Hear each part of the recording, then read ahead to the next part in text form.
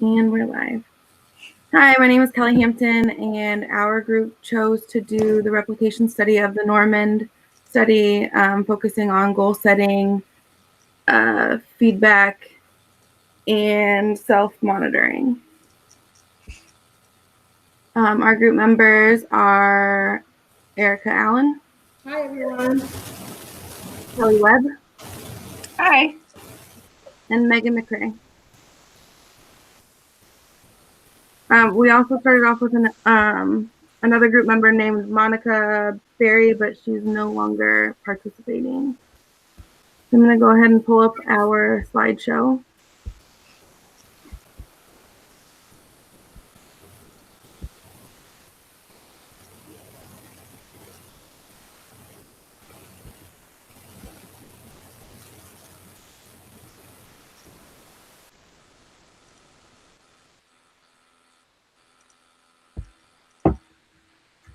Okay.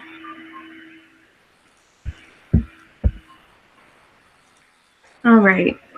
Obesity and weight gain are both significant social issues that can have long-term negative effects on the lives of children and adults. Weight gain is often correlated with age. Physical activity is often used to prevent weight gain and to lose weight, making it an ideal behavior for intervention. The purpose of this study is to replicate the original study by Matthew P. Normand and to increase the number of steps taken daily to prevent weight gain, increase physical activity, and possibly decrease weight by utilizing goal setting, feedback, and self-monitoring interventions. Research shows that exercise is more critical than diet to maintaining weight loss because physical activity helps to prevent weight regain when previously overweight. Additionally, chronic diseases contribute significantly to many deaths in the modern era. Physical inactivity is a primary cause of most chronic diseases, while physical activities have long-term health benefits. It has been reported that daily physical activity level with a metabolic rate of at least 60% above the resting metabolic rate is necessary for losing weight and maintaining a healthy lifestyle. According to the CDC, in order to lose weight and keep it off, you need a high amount of physical activity unless you also adjust your diet and reduce the number of calories you're eating and drinking. Getting to and staying at a healthy weight requires both regular physical activity and a healthy eating plan. When losing weight, more physical activity increases the number of calories your body uses for energy or burns off. The burning of calories through physical activity combined with reducing the number of calories you eat creates a calorie deficit that results in weight loss. Most weight loss occurs because of decreased caloric intake. However, evidence shows that the only way to maintain weight loss is to be engaged in regular physical activity. Being overweight and obese are significantly associated with the increased risk of coronary heart disease, high blood pressure, diabetes, and even dementia or Alzheimer's disease. Physically active people are at a lower risk of developing cognitive impairment and have a higher cognitive ability score. Interestingly, activities with low intensity, such as walking, are negatively related to the incidence of dementia and Alzheimer's disease. A study based out of Canada required that a person's health condition be at a certain level to be eligible for health benefits through the government. The goal of the study was to help improve the health of those who had been denied health benefits due to health conditions related to inactivity. Each participant was paired with a specific peer-led intervention, which would be most beneficial for their specific health deficits. Peer-led interventions to help increase physical activity were shown to increase weekly durations of physical activity. A meta-analysis review showed that of the 21 peer-led interventions, 17 of those interventions showed an increase in durations of physical activity weekly. One way to increase exercising is to incorporate technology. Pedometers are self-monitoring devices that can provide positive feedback and motivation to increase physical activity, along with smartwatches. There are also more complex devices to use, such as particular apps on phones like Strava. Mobile apps for smartphones are increasing people's motivation to work out and exercise regularly. Apps are continually changing to help people with their daily lives and to strive to achieve fitness goals.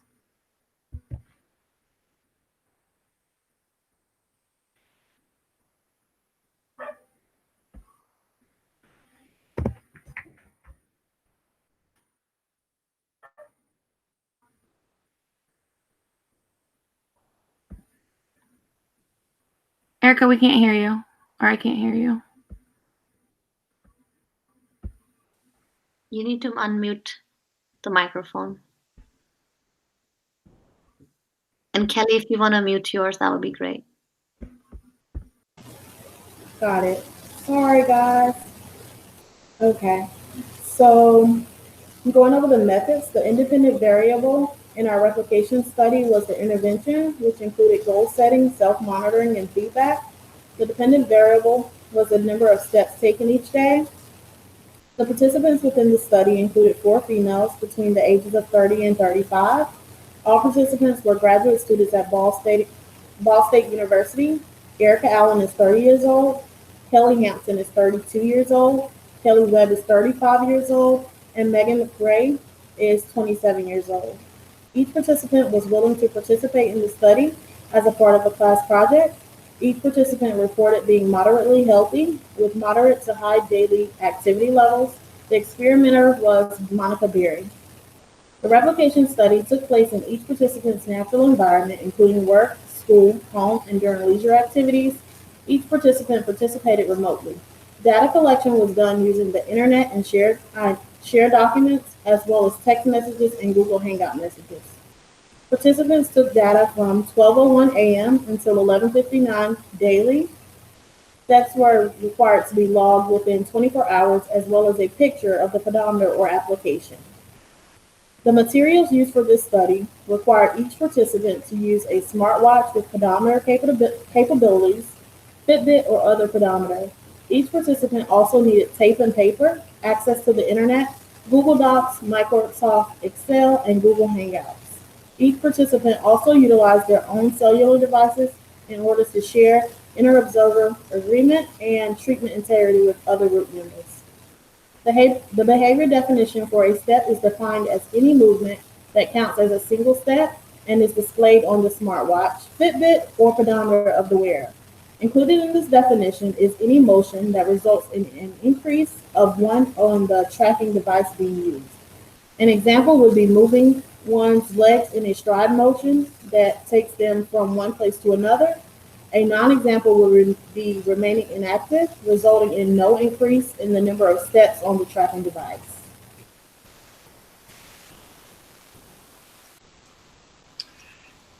Data was collected with the utilization of a smartwatch, Fitbit, or pedometer. The number of steps was calculated by utilizing a device and/or application that calculated step totals daily and weekly. Steps were counted as any movement that counts for a step via smartwatch, Fitbit, or pedometer. Each participant created a goal for themselves by calculating their average daily steps, then listed their goal on a document created for the group on Google Docs. The document, Table 1, had a column for each participant's daily goal and another column for how many steps each participant completed daily. The document also had a column to state whether the participant met their goal 4 days out of the week. The data was collected on a weekly basis for 7 days, beginning on Monday and ending on Sunday. The results of the study are depicted on graphs for each participant. The graphs demonstrate the variations of goals met throughout the study weekly. The y-axis of the graph shows the number of daily steps, and the x-axis shows each day within the study.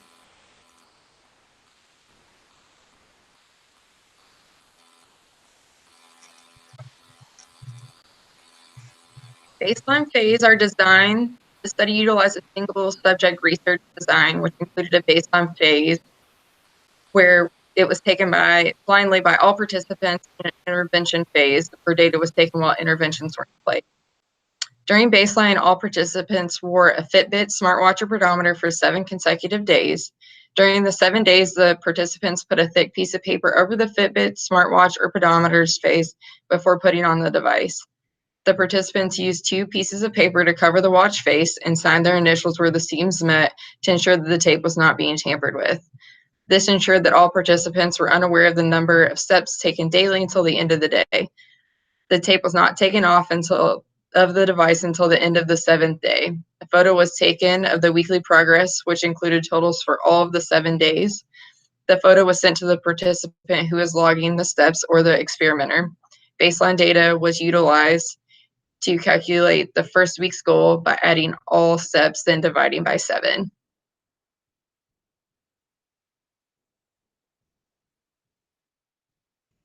intervention. Each participant established step goals that were based on the average number of steps taken per day the previous week. The first goal was created using data from baseline, which was calculated by finding the total number of the first week divided by 7. The new goal was that average unless the previous goal was not met for at least 4 out of the 7 days of the week. If the goal was not met for at least 4 of the 7 days, the goal remained the same as the previous week's goal. It did not increase or decrease. Each participant wore some form of pedometer, Fitbit, Garmin, watch, pedometer, etc., and reported these steps daily. Steps were recorded on a shared Google Doc, which included a chart which participants tracked their goal and actual step count. The experimenter provided written feedback in the form of Google Hangout message, text, email message, etc., such as "good job, keep it up," if the participant successfully met their goal. If the participant did not meet their goal, a response was to be more encouraging, "give it more effort," or "you can do it." During the weekly Hangout meetings, vocal verbal feedback was given along with graphs showing trends. Behavior-specific and analytic feedback was given, including the direction of points on the graph and praise for increasing physical activity. Graphic feedback consisted of single time series graphs showing the performance to date and goals for the next step goal. It also included the most recent step goal.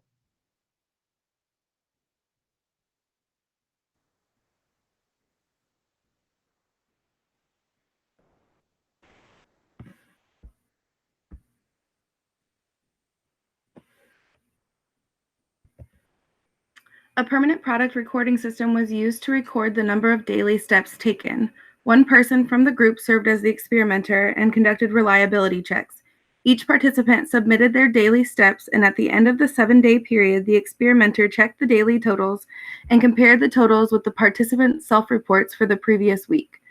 Agreement scores were calculated by dividing the number of agreements by the number of disagreements, plus agreements, and then multiplying by 100 to get the average.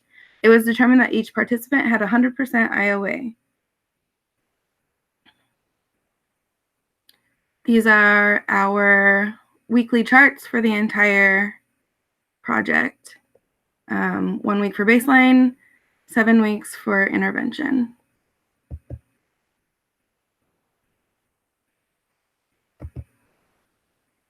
During the phases, screenshots and pictures of the pedometers were taken each day and shared with other participants in the experimenter within 24 hours of each day. These images showed the exact number of steps each participant took each day. Participants shared these images in a Google Hangouts group where each participant was displayed as being present. All participants, excluding the experimenter, were present for each of the Google Hangout sessions, sent pictures within 24 hours of data collection, and entered data accordingly, resulting in treatment integrity scores for 100% for all participants. A social validity survey was conducted following the completion of the intervention phase. The survey aimed to determine if the participants believed that the interventions had a functional relationship within their increasing steps. The results are relatively consistent with slight variance. Participants reported that the goal setting and self-monitoring both succeeded in producing an increase in their steps, but that feedback was not given adequately and thus likely did not have an impact on their steps. The social validity survey asked the following questions. Participants were asked if they strongly agreed, or uncertain, disagreed, or strongly disagreed. The first question was, monitoring my steps increased my level of physical activity. The next question being, I did not find it difficult to focus on monitoring my steps each day. Third, I think I received adequate feedback throughout the course of the study. 4, I do not believe that I need additional feedback throughout the course of the study. 5, I think I will continue to use this intervention to increase my physical activity levels in the future. And the final question being, overall, I think monitoring my steps and receiving feedback increased my physical activity level.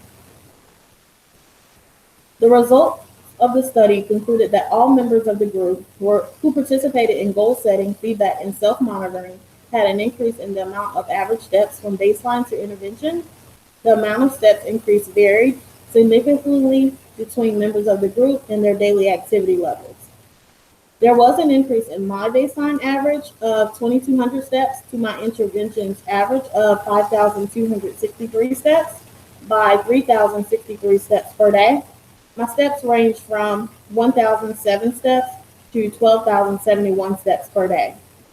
My steps fluctuated throughout the study due to some days at work being busier than others. I also had times in which I was sick that impacted my steps negatively, but there were also times in which I was on vacation or had really busy days at work and my steps were really high.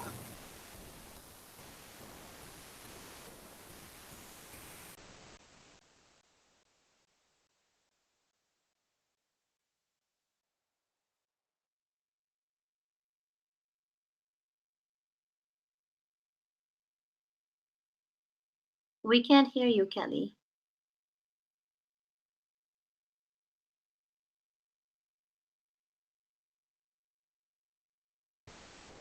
Kelly, yours is muted for your graph.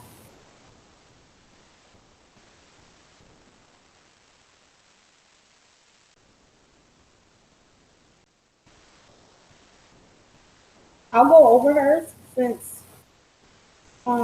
we can't hear her. I'm not sure exactly what's going on. But Kelly, she had an increase. Her steps increased her baseline average 9,079 steps to her intervention average 10,539 steps by 1,460 steps per day. Her steps range from 2,524 to 16,827 steps per day. I'm sorry, guys. I stayed muted.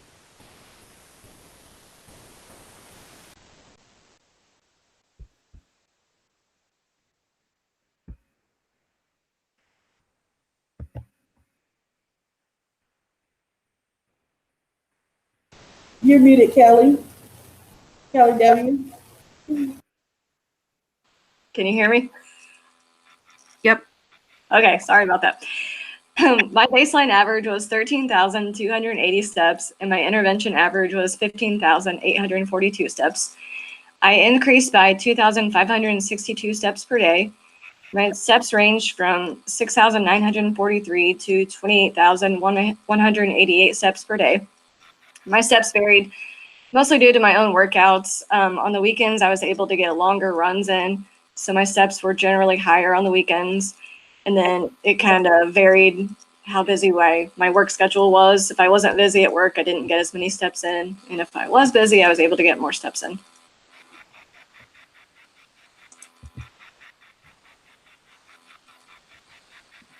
My average during baseline was 3,763. Then my average during intervention was 4,123. Although it doesn't really show an increasing trend line, I did increase it by 360 steps per day. My range was 1,254 to 9,024. During the intervention phase and baseline, I have a reoccurring foot injury, so my steps were up and down depending on how that was, and also depending on what I was doing at work. If I had a kid that had high elopement, obviously my steps were quite a bit more than what they were for a kid that was pretty sedentary. So depending on the work day kind of had a big impact as well.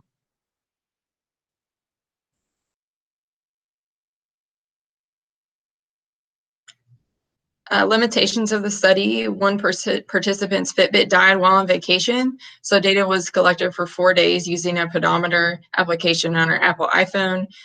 This data might have been compromised due to a difference in data collection abilities. The phone being put down periodically or the phone not tracking steps the same way. Another limitation can be from the lack of feedback provided by the experimenter, who did not consistently provide daily feedback due to vacations, illness, and illnesses in the family. Finally, there were 4 participants similar in age. This makes it difficult to generalize the data across all participants.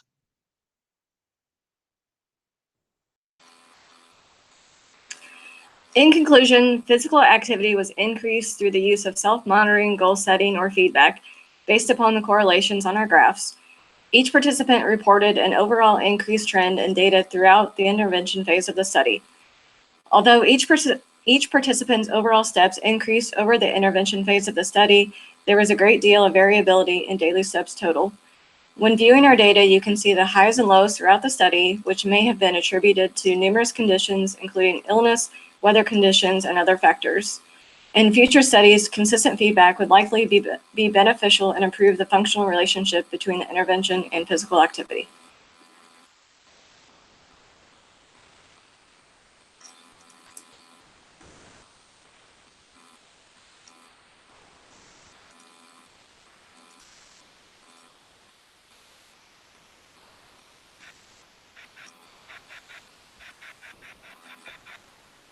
Well, that was the most stressful thing ever. You need to stop recording.